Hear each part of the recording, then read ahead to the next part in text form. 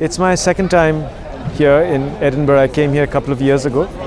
Yeah, it's wonderful. I liked it. I loved it last time. It's a bonus that the Edinburgh Book Festival happens in Edinburgh because it's such a great city. Well, last time I walked around. I went across the bridge to the Royal Mile. This time I walked near the waterway. It's amazing. I'm very interested in what's happening and what's been happening to this city, because the first time I came here was, as I was saying to somebody today with whom I went on a walk, was maybe in 1984, when the city was not booming, doing quite badly.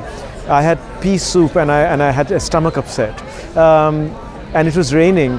But none of those things would have mattered. I mean, if I had pea soup and stomach upset now, and if it was raining, it would still be interesting, I think. I think there was just a kind of air of resignation at that time about Edinburgh, which now has gone completely. And part of it has to do, I think, of course, with the energy of the festival and how important this event is, but also to what they've done with the city in terms of conserving its buildings, doing new things with them, doing new things with the spaces. And that's really of interest to me, because the city I live in now, Calcutta, also has really amazing spaces and buildings which people have not been doing very much with, and in fact have been destroying. And I think Calcutta has been going through for a long time what Edinburgh was going through then in the early 80s and the 70s.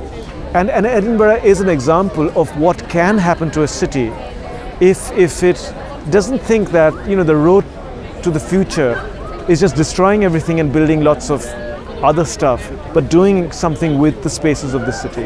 Well, the book I'm talking about today is my new novel, which came out earlier this year. It's called Odysseus Abroad, and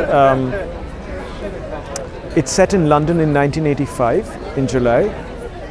It's about a young man who's a student in London who goes to see his uncle, who's a bachelor, lives by himself in a bedsit.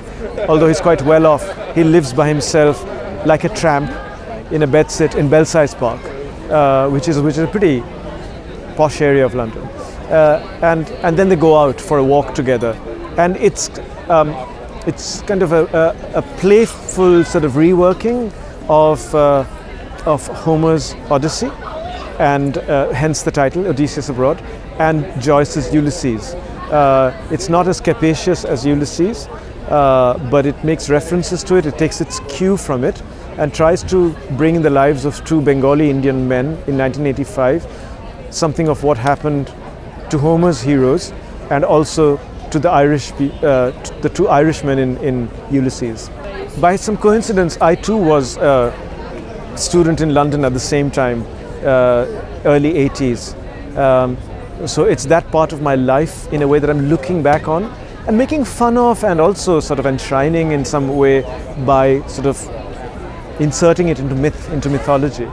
I was talking about the young man's feelings about London, which were often quite negative. The young man is called Anando, ironically, because Anando means joy. So he's not joyous, he's much of the time quite sort of melancholy or depressed.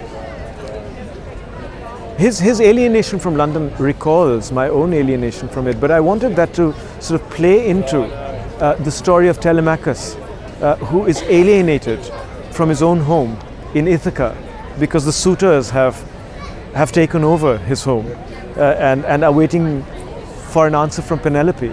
So I wanted that to be echoed in various ways by what was happening in Anando's life, including the noisy neighbors he has, but also this general sense of not being at home in London.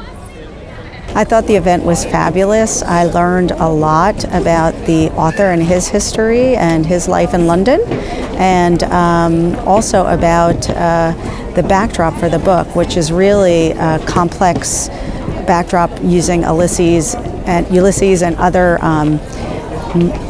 modernist works to set the backdrop for this book. So for me, that was intensely interesting, and but I also feel like this will be a very simple story against that very complex background. So I'm really looking forward to reading it. It's been fabulous. I've loved every minute of it, from the coffee smell in the air to the wonderful books everywhere to the many people, young and old, who are attending the events.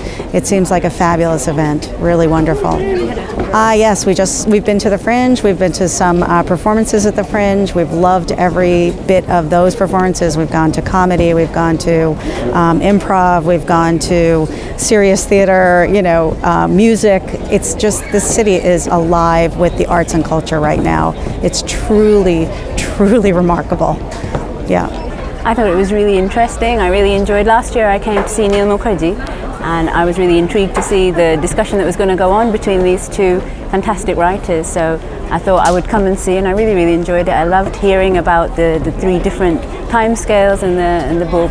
I'd bought the book on the Kindle before, but reading on a Kindle isn't the same, and I didn't get to read as much as I wanted to of it. So it was good to hear so much about the story, but not be told all about it. So I really enjoyed it.